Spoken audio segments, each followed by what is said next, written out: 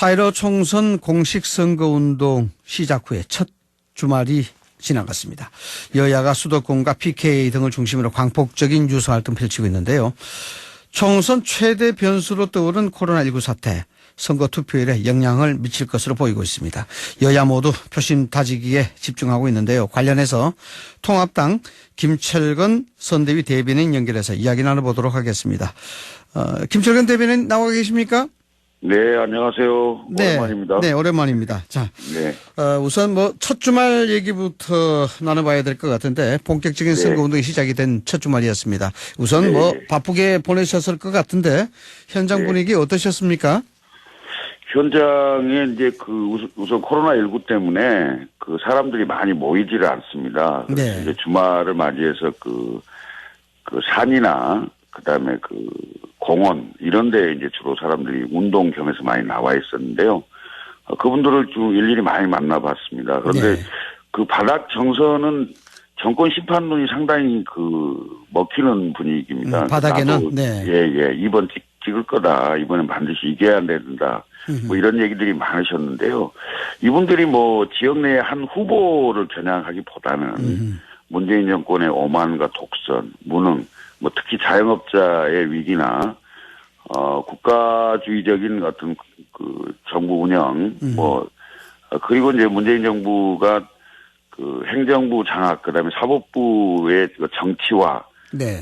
이거에 이어서 국회마저 민주당이 다수당이 됐을 때의 위험, 위기, 이런 것들이 많은 것을 느꼈습니다. 네. 그래서 정권 심판에 대한 분위기를 피부로 많이 느낀 거죠. 네. 그런데 이제 주로 많이 나오신 분들이 이제 나이 드신 분들이 많은 편이고요. 물론 젊은 가족 단위도 많았는데 30, 40대 직장인들 만나기는 상당히 어려운 게 있어요. 그래서 그분들의 표심은 사실 확인하기가 쉽지 않습니다. 그분들이 잘 보이지 않고 접촉이 안 되다 보니까 좀 힘들다는 네, 생각인데 오늘 아침 언론이라든가 대체적으로 보도하는 흐름을 보면은 코로나19 사태가 여권에 상당히 유리하게 작용하고 있다 이런 분석이 있는데 그건 어떻게 보십니까? 그런 측면이 없지 않아 있습니다. 왜냐하면 문재인 정부의 3년의 네. 경제 실정이라는 게 확 드러났잖아요. 일단 경제 파탄, 민생 파탄인데 사실은 우리나라 경제가 80년대 오일 쇼크, 90년대 IMF 위기, 2000년대 리먼 브러더스 사태 이후 2% 이하, 그 세 가지를 빼고는 2% 이하로 성장한 적이 없는데, 네. 이러한 게 없음에도 불구하고 문재인 정부는 3년 만에 대한민국 경제를 거의 망가뜨렸다고 해도 틀리지 않는 이런 성적표를 내놓고 있거든요. 네. 비단 경제 문제뿐이 아닙니다. 외교, 안보, 국방, 통일 이 모든 분야에서 아마추어리즘과 무능함을 다 보여줬고 더군다나 더 심각한 것은 경제에 있어서는 열심히 일하면 나아질 수 있다라는 희망이 있어야 현재의 어려움을 견딜 수 있는데 네. 이 문재인 정부 하에서는 열심히 일해도 내일이 보이지 않고 희망이 보이지 않기 때문에 더욱더 힘든 과정이라고 생각합니다. 그런데 이제 이런 상황에서 코로나19 사태가 벌어진 거죠. 이게 코로나19가 이러한 문재인 정부의 실정을 다 덮는 게 아닌가라는 우려를 갖고 있는데 대한민국 국민들은 저는 현명하다고 생각합니다. 네. 코로나19 사태도 사실은 이제 최근에 외신을 통해서 대한민국이 대처를 잘하고 있다 이런 얘기들이 있는데 사실은 문재인 정부가 대처를 잘한 게 아니고 대한민국의 훌륭한 의료 체계와 그다음에 의료진들의 헌신적인 네. 노고 그리고 우리의 의료 시스템이 세계 톱 클래스 수준이거든요. 이런 지난 70년 동안 대한민국 국민이 이뤄낸 그런 시스템과 헌신 노력 때문에 사실은 세계로부터 평가를 받고 있다 이렇게 생각합니다. 네, 그 과정의 산물이다. 네.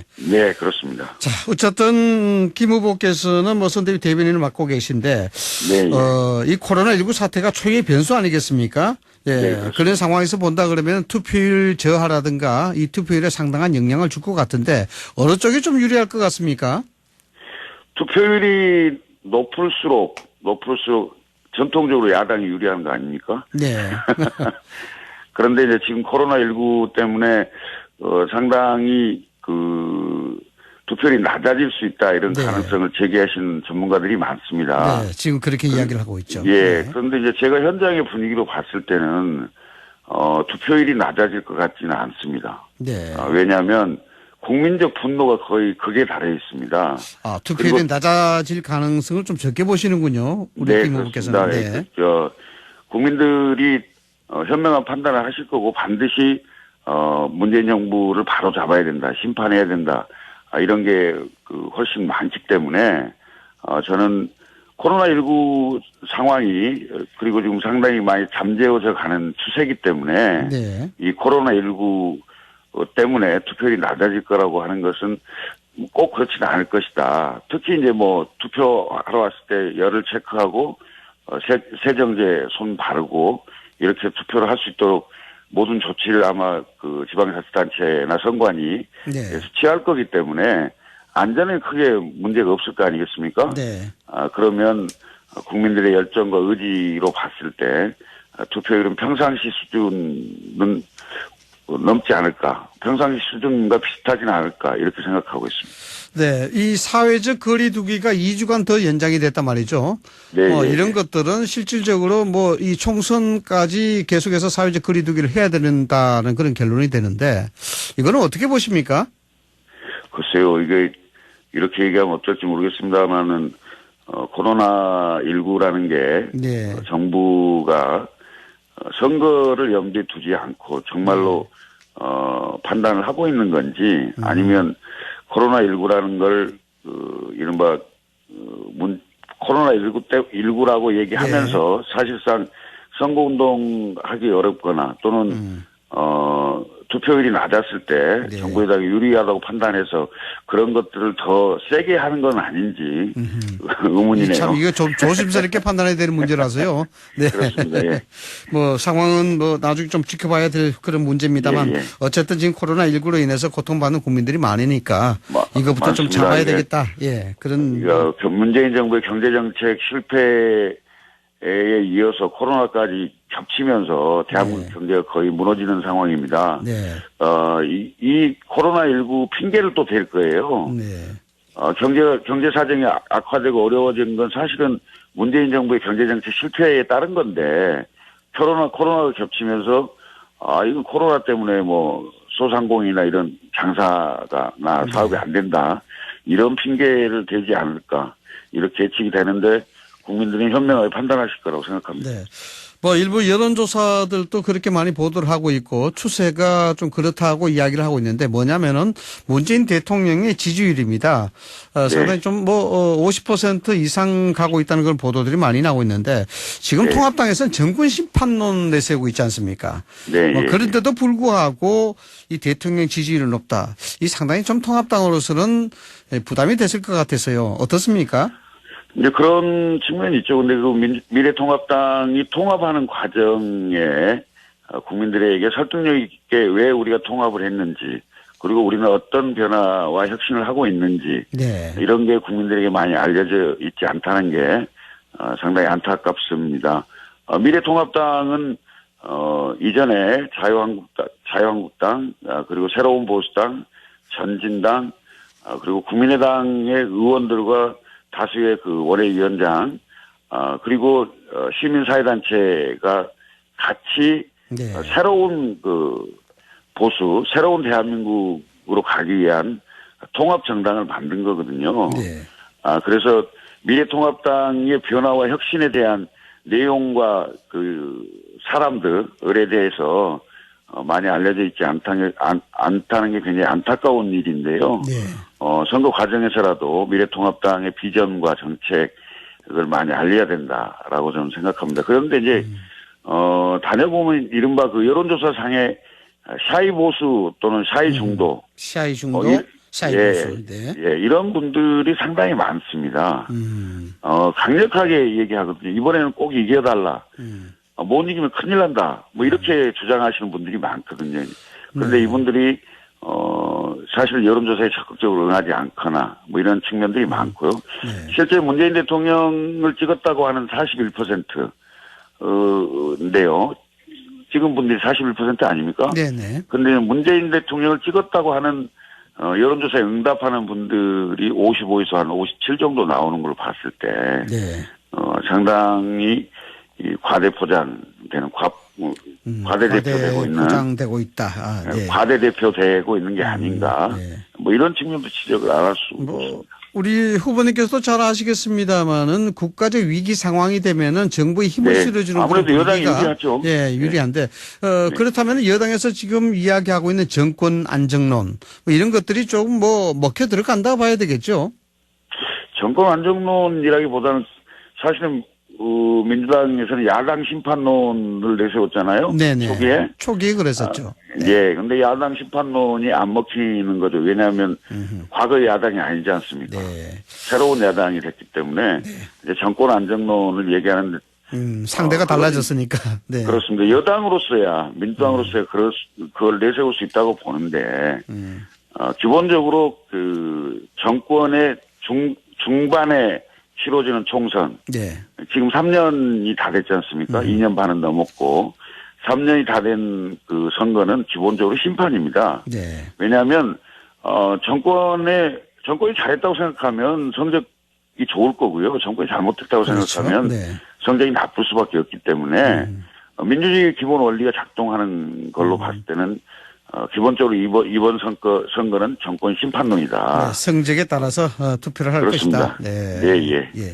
자, 우리 대변인께서는 지금 강서병에 출마하셨죠? 네. 네, 그렇습니다. 예. 뭐 다른 후보와 다르게 강서 개발 철근이 필요하다. 김철근 대변이라서 철근이 필요하다고 하시는 것 같은데 이 네. 슬로건이 참 재미있습니다.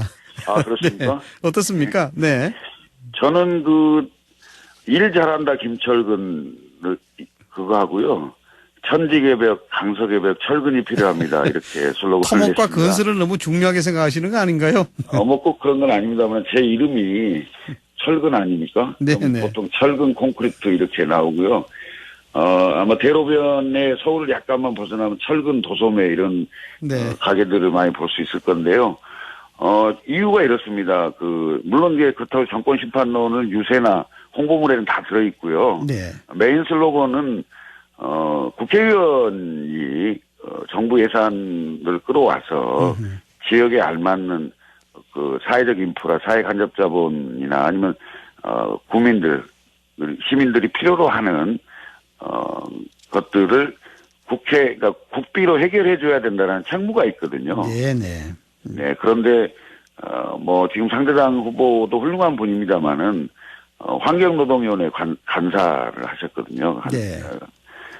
그분이기 때문에 그분이 과연 현재 강서병 지역에 적합한가, 일을 얼마나 했는가, 저는 일을 잘한다. 네. 그리고 강서가 변화와 발전이 필요하다. 이런 대비되는 측면에서 오히려 지역 국민들에게는 잘 다가갈 수 있지 않을까. 네. 이런 생각을 많이 했습니다. 그리고 저희는 연합군을 형성해야 된다고 생각하고 있거든요. 연합군을 형성해야 된다. 네. 네, 그러니까 전통적으로 보수를 지지했던 정통 보수, 그리고 중도층, 여기가 이제 과거에 국민의당을 지지했던 많은 분들이 계시거든요. 네. 20대 총선에서 20% 지지를 했거든요. 이제 그 중도층과 그리고 여기는 호남 향후 분들이 많이 삽니다. 아, 그러시군요. 그래서 네. 이게 정통 보수와 중도층과 호남의 연합군을 형성을 해서 민주당 후보를 포위하겠다. 그러려면 정권 심판론도 걸지만 네. 지역 개발 그리고 일 잘한다라는 슬로건이 오히려 호소력이 있지 않을까, 설득력이 있지 않을까 이런 판단을 했습니다. 우리 김철근 대변인께서는 우리 불교 방송 수요 정치 토크에 몇 년 동안 출연하셔서 예, 저희들하고는 그렇습니다. 이야기하기가 예. 참 편하신 분인데 네. 어떻습니까? 대변인께서 총선 후에 당선이 되신다면은 안철수 대표 영입해서 같이 할 수 있도록 앞장서겠다 이렇게 얘기하신 적이 있으신데 구체적으로 좀 말씀해 주시죠. 총선 이후 대선까지는 약 2년 정도의 시간이 있습니다. 네. 그러면 이제 문재인 정부의 지난 3년의 실정에 대한 평가가 끝나고 새로운 2년이 남아있는 상황에서 과연 국민들이 민주당의 재집권을 원하겠느냐 아니면 정권 교체를 원하겠느냐 이런 판단이 있지 않겠습니까? 저는 문재인 정부가 이대로 가서는 안 된다고 생각하고 야권 전체가 대통령 선거를 앞두고 판이 새로워질 가능성이 있는 상황에서 네. 미래통합당에 도움이 된다면 그리고 미래통합당 중심으로 제1야당으로서 문재인 정부를 견제하고 네. 비판하고 대안을 내세우고 새로운 세력을 확장해 가는 과정에서 안철수 대표가 필요하다면 제가 안철수 대표의 대변인도 했던 안철수 당대표 시절에 대변인도 했고 뭐 언론은 측근으로 알려져 있는데 네. 제가 역할이 필요하다면 앞장서서 하겠다. 혹시 뭐 격려 전화 받으셨습니까? 뭐 당이 다른데 뭐 알겠습니다. 예. 탈당하기 전에 충분히 말씀드리고 네. 그리고 나왔습니다. 예. 조계종에서 말이죠. 이 불교 네. 현안에 대한 문제점과 대안을 제시한 정책 자료집 이 각 당이 보냈는데 어떻게 네. 지금 되고 있습니까? 충분히 그건 받아봤고요. 내용도 굉장히 합리적이고 훌륭한 대안들이 많이 있다 이렇게 네. 생각을 하고 있습니다. 그래서 조계종에서 말씀하신 그런 내용들 총선이 끝나면 반드시 관철될 수 있도록 그렇게 노력을 하겠다 이 말씀드리겠습니다. 네. 지금 황교안 대표가 전 국민에게 1인당 50만 원씩 나눠주자 이런 형태로 해서 이게 지원과 지급 정책의 방안을 좀 제시를 하고 있는데 이 선회한 배경이 따로 있습니까?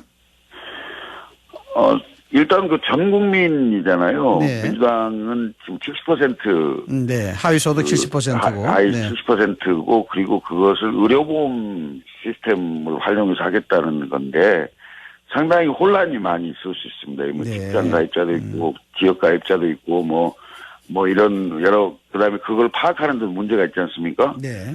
그래서 아예 이럴 경우에는 예를 들면 100만 원 주겠다는 거 하위 70% 100만 원 아닙니까? 네. 그런데 전 국민에게 50만 원을 주는 게 오히려 합리적인 판단 아니겠나.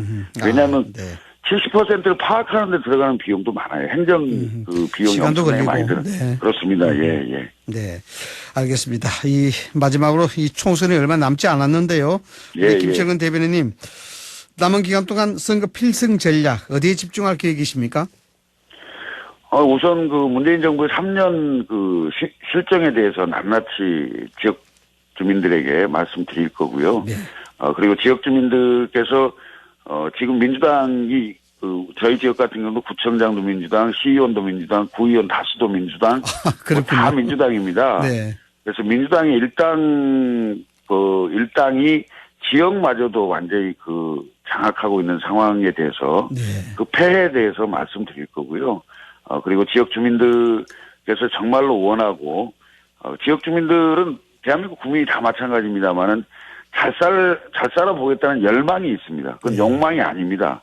그 열망을 실현할 수 있는 방법, 그리고 다수가 원하고 있는 사회 간접 자본이죠. 예를 들면 강북 횡단성이라든지 서부광역철도라든지 이런 것들, 그 다음에 고등학교, 중학교 신설 문제 이런 문제에 대해서도 신속하게 정말로 약속한 대로 진지하게 일 잘해서 하겠다. 그리고 이건 사실 의지와 열정의 문제라고 생각합니다. 네, 의지와 그런 문제들을 잘 설득하겠습니다. 그래서 아까 말씀드린 대로 전통적인 정통 보수파, 네. 정통 보수 지지자 분들이 집토끼를 지켜준다면 네네. 중도와 호남의 연합군을 만드는데 제가 산토끼를 잡아와서 반드시 승리하겠다. 이 말씀 드리겠습니다. 예, 인터뷰 하시는 도중에 수요 정치 토크 기획하시는 분들이 격려 문자 많이 주셨습니다. 예. 그 중에 하나가 감사합니다. 철근이니까 이름값 하시라고 예. 하셨습니다. 예. 애청자 여러분 감사합니다. 네, 지금까지 김철근 미래통합당 선대위 대변인이었습니다. 오늘 말씀 고맙습니다. 예, 감사합니다.